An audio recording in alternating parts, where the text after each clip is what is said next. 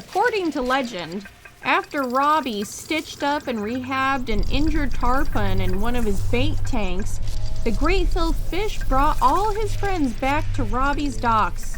Nurse sharks and manatees also sneak in for a treat, and I even found a baby man-o'-war. I got yelled at for petting the pelicans, though.